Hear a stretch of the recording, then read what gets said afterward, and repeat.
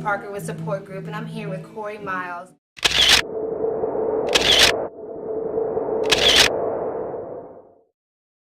You do a lot.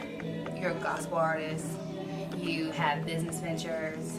You know, you're doing a lot. So, how did Kory get there? Like, what made you want to be this person? Is it something that you, when you were younger, you thought this is what I want to be, or is this just the evolution of Kory? You know, even when I was younger, I hated clocking in. I hated it with a passion. Like, the whole idea of going to a place, having people tell you what to do, and all of that, I never liked that. So working at Kohl's and TJ Maxx and all of that, I did it because we needed money, but I hated it with a passion. Actually, my first business idea was I was going to have a barbershop attached to a club. Kory, tell me about April 29th, 2004. April 29th was it was a pivotal point. My pastor, Dr. Richard L. Jordan, he calls those watershed moments. That was the beginning of my rededication to Christ and a Christ-centered life.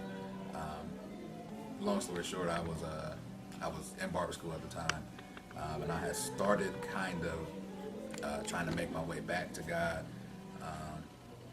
I started reading a little more, and I started saying, a few prayers at night, just trying to crawl my way back because I was gone. I started getting into, selling some things, some drugs, and using some drugs, and clubbing every night. That whole kind of deal. I was pretty much out there, and having grown up in my teenage years in church, I seen a lot of people out there that knew that I was, the church guy. Outside of being the football player for the high school, you're the church guy too. So when they see the church guy in the club with the drinks, buying bottles, or whatever the case may be, or at the house parties or whatever, it kind of, they throw rocks at you. You know what I'm saying? So I'm coming home, April 29th, 2004. I'm coming home from barber school. And normally I had to pick up my daughter and my sister from my grandmother's house, but I didn't go straight to her house that time. I came home. First thing I do is normally turn the TV on, get some noise going or whatever. I didn't do that this time either. Still don't know why, but go in the kitchen. I go to pour a glass of water, and like total paralysis falls over my body. I can still see and I can still hear, but I can't move. And then this bright white light shines down from right, and I hear this voice, and it wasn't English. I believe now it was tongues, but it spoke and it went away. And I'm trying to look up into the thing, but I can't move. And then the next voice that I heard, it was this weird sound, like it sounded like water talking. It was real crazy. So it said, Kory, go get your Bible. As soon as he completed that, everything went away. I can move again, and I'm sitting there freaking out, like, yo, what is going on? So I went and grabbed my Bible that I had got when I started reading the New Living Translation. So I sit down, and I'm on the couch, and I'm like, God, I don't know what's going on, but whatever you tell me to do, I'm going to do it. Just please keep me safe. And I'm sitting there, and my hand comes up, and I'm looking at my hand, flipping back and forth through the Bible. It falls open to Ecclesiastes, and he has me read. And he stopped me at the end of at the end of chapter 2. And he tells me to go to my grandmother's house and tell her everything that I just experienced. I get over there. By the time I get over there, I'm driving from my mom's house to my grandmother's house. I got my finger in the Bible. I'm crying, I get there. By the time I actually pull up and get out, I'm through, done. Like, tears falling. They looking at me like, what's wrong? So I go talk to my grandmother. I tell her everything that's going on. And then from there, by the leading of the Holy Spirit, he told me to go to the church and talk to my pastor. But this was a Thursday. My pastor isn't normally there on a Thursday. As soon as we bent that corner, we seen that tan Cadillac sitting in that parking lot. And, I talked to him, and he encouraged me that I needed to rededicate my life that Sunday. And I've been going ever since. So you say you have visions and God speaks to you that way. Have you ever had an experience again like that? Like what happened on April 29th? Previously, before April 29th, I was supposed to end up moving to Atlanta. I had recently just met my dad, so I was going to move down there, and I woke up one morning, I had this vision, and I'm sitting on the edge of the bed, I just woke up, I'm sitting on the edge of the bed, and I'm looking back at myself, standing at a fork in the road, and to the right was a picture of Jesus and a picture of my mother, and to the left was a picture of Satan and a picture of my father. And after I was able to recognize what the second face was, it went away. So I'm sitting there freaked out again, like, what? What was that? So, yeah, I mean, it happens frequently, and sometimes it could just be, I could just be sitting here right now, and it would just come, and I'd be like, The hardest thing is trying to keep a straight face after you've seen something, you know what I mean? So. What do you think what would have happened on April 29th had you not had the foundation you already had laid in your life? What do you think that would have done to you as a person? I wouldn't be here, I'll tell you that. Right. I wouldn't be here right now. I'd probably still be stuck in that whole cycle, selling a little bit to keep some money in my pocket, cutting hair probably, and just kicking it, living the life. What would you say to people who would say, because you have 2 children, correct, that you had when you were what ages? I had Lanique when I was 14 and Zadi when I was 16 or 17. Now, what would you say to people who say you had children young, you went a wayward path? They would say those are mistakes. Would you call them mistakes in your life?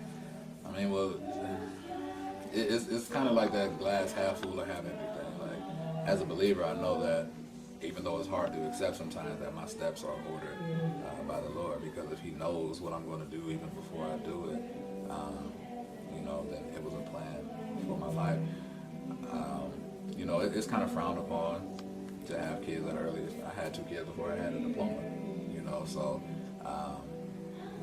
it's a frowned upon kind of thing, but I wouldn't trade it. Right. I wouldn't trade it.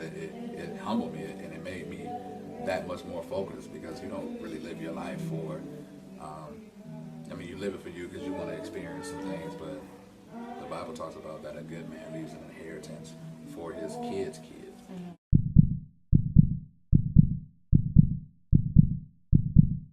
So with your group, RP, what does that stand for? RP stands for Resurrected Praise. It was started about August 2007. Coming back from Ty Tripp's live recording, I was with Rose Marie. She was a singer with me at the time, and we were talking, and I'm like, man, God is really speaking to me, and she's like, yeah, me too. We were all fired up from the weekend, and God spoke to me about it. I have a group for you, and I never really wanted to be in the front. I was cool being somebody's background somewhere, so him saying that was like, wow. So I'm like, okay, well, God, if you're telling me this, you got to give me the name. So maybe a couple days later, I'm pulling up in my driveway, and he spoke the name Resurrected Praise, and it's been going from there ever since. So RP, but it's K.Miles and Resurrected Praise. If you didn't want to be in the front, why K.Miles and Resurrected Praise? Why not just Resurrected Praise? I thought about that in the beginning. Every vision, every visionary, every business venture needs to be established. Who's the head, who's not the head, yada yada yada. I always was real strategic on not trying to be Lord over anybody, but you have to understand that also where the vision is coming from, who the pastor of the church is, or whatever the case may be. So it's just like sending out a business letter from your church. You give respect to the person who started the whole thing. I see. So will there ever be a day when there's just a K.Miles? Will K.Miles ever do something on his own? I am actually working on an EP right now. It's called the Introduction EP, and it's gonna be just K.Miles, but RP is gonna be featured on it.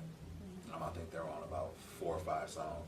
And with this EP, I'm just really, really excited because I call it the introduction because I'm trying to show every side of me and my songwriting in music form. And I feel like with this track list that we're working towards, I feel like I've done that.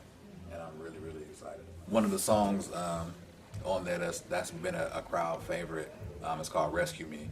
And I actually wrote that song at work. I was a telemarketer.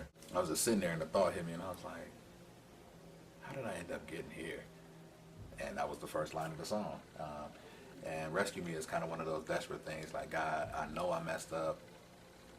And now that I actually see what I've done, how did I end up getting here? And it's more so of a desperate cry to God to rescue me. Yelling, rescue me to the rescuer. You know what I mean? Another song on there is, it's called He Is, and we're going to do a live rendition of that. That was actually the first single that I released, or that we released, K.Miles and Resurrected Praise.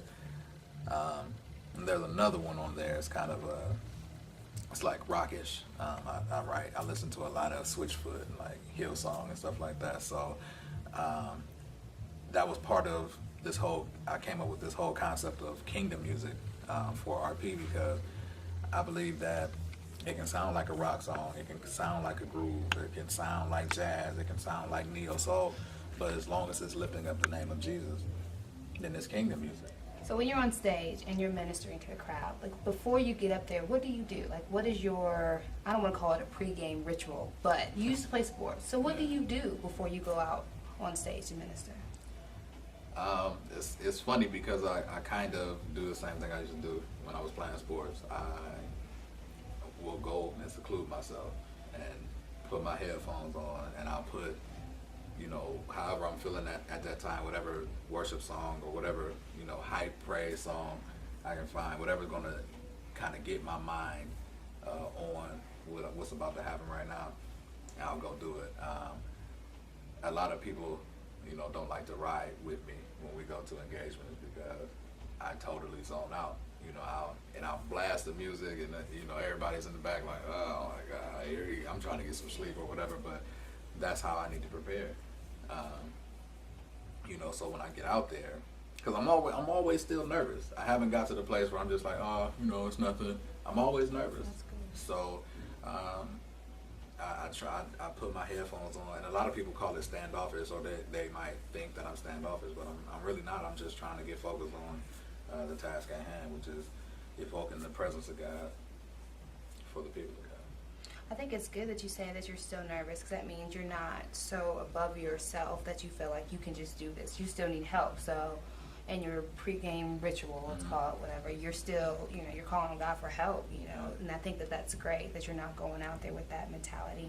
But has there ever been a time when something happened before you're going to minister that you really weren't feeling it, like something just is just blocking you? Have you ever gone out there and not felt all the way ready? Yeah. And what happens? God did it anyway. There was a time where we were supposed to be, we accepted the engagement, and we were supposed to be like in the middle towards the end because it was on a Friday, and I'm a barber, so that's a busy work day for me. So I was trying to get every last little dollar I could before I left. I got a text at like 15 minutes after the show was supposed to start, and they're like, they just called your name.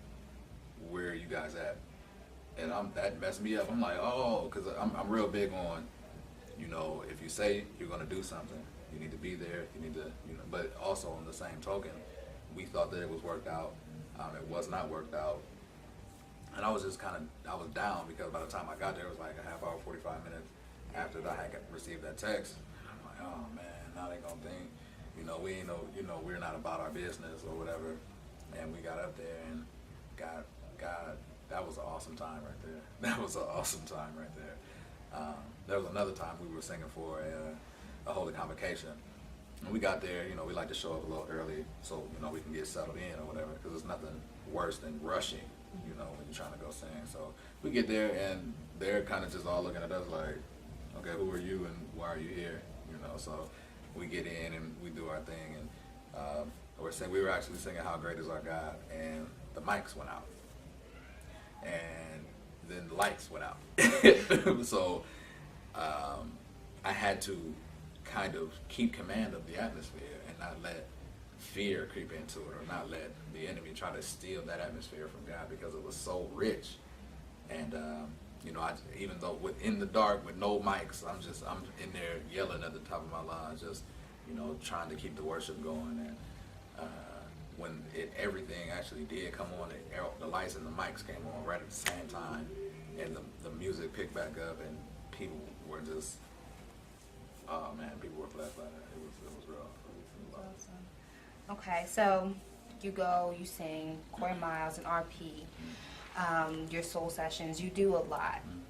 But what do you do when you're not doing that? When you're at home, what is that like? What is K.Miles like at home? The same way that you see me at soul sessions or anything else. A lot of people, you know, they come in the barbershop and they see me, and, you know, I'm a jokester. Like I love to clown around and have a good time. But people aren't really used to seeing me like that, or they see me only in the barbershop, and when they see me actually minister, they're like, whoa, you know, I never would have known that you did X, Y, Z, or whatever the case may be. So I'm a techie. I'm always on the computer looking up stuff, researching things, because I'm an independent artist. So you have to know the rules and regulations of the game, or you'll never be able to, one, make the money you're supposed to make, or two, get the avenues open to you that are waiting on you. So spend time with my kids. And I will be honest and say that I'm still looking for that perfect balance between daddy and preacher and barber and, you know, all of these other titles that life gives you, you know, because they all have strong demands on them. It's only 24 hours in a day. So sometimes one can lack, but, you know, you just do the best that you can. Right. I think that's important that, you know, like before when we're talking about going out on stage and you say you're so nervous, it keeps you dependent on God, that you're not thinking that you can handle everything yourself, because life can be overwhelming, but, you know, he says he won't give us more than we can bear, so that you accept that, like, I'm not always perfect, I'm not always doing my best, but I'm still, you know, still striving to be the best. Okay, so you go on stage and you minister, but are there times where you say you know, you're a barber, or, you know, you're out with your friends or whatever, do you ever find a time when you minister not on stage, not singing? Does that ever occur? I believe in this, like in the barbershop, you see all walks of life. From the gangbanger to the deacon. You know, you got it all. So I believe in this. God called us to be fishers of men, right? But any fisherman knows that all fish don't take the same bait. So I think being in the barbershop is really cultivating me to know who to go to with what bait. Like, you know, for example, you know, your average thug or your average, you know, street cat or whatever, he's not going to hear you know, you're going to hell. You know that, right? You know, and that's I just think that's not a way to come at anybody, period, because I'm a stranger to you, and then I'm trying to introduce another stranger to you, who is Jesus. So you don't know me, so you definitely don't want to know him. But the more that I engage in you and start talking to you as a person and not just as a statistic, or not as somebody that I deem needs God, because I might know you need God, but I need to figure out how to present God to you. And in my presentation of God to you, that might be the presentation of my life to you. So I try to take that approach. You know, you gotta, Paul said it like this, I become all things to all men that I might save some, but he also says, all things are lawful, but all things are not expedient. So there are certain things that I can't do. How could people contact you, Kory? I'm on Twitter, at K.Miles. I'm on Facebook, www.facebook.com /whoiskmiles. My website is dropping December 21st. www.whoiskmiles.com. I'm really, really excited about this, and it's going to have everything, Live It Loud and RP and even some of the stuff that I do. We're selling some t-shirts and the whole 9 yards, so really, really excited about that. I also have some information that's getting ready to drop here on December 21st as well. Some new developments have happened in my music career, and I'm really excited about that too. So again, that's dropping on December 21st. There's a Reverb Nation page, reverbnation.com/whoiskmiles. And again, like I said, Facebook, if you look in the email or booking, that's booking at whoiskmiles, and then info@whoiskmiles.com. Okay, Kory, before we end, is there anything that you want to say to your viewers? Just to encourage everybody, you can achieve whatever God puts in your heart. Whatever vision God is showing you, you can complete them with God. Your city's not too small. You don't have to move to Miami or Alaska or whatever the case may be because nothing good comes out of your city. You can do it right in your city, right in your hometown. You don't have to go to the bigger market. You don't have to jump ship to the bigger scenery. God can blow you up where you are. And blowing up doesn't necessarily mean you're on billboards or you're on the sides of buses and whatnot.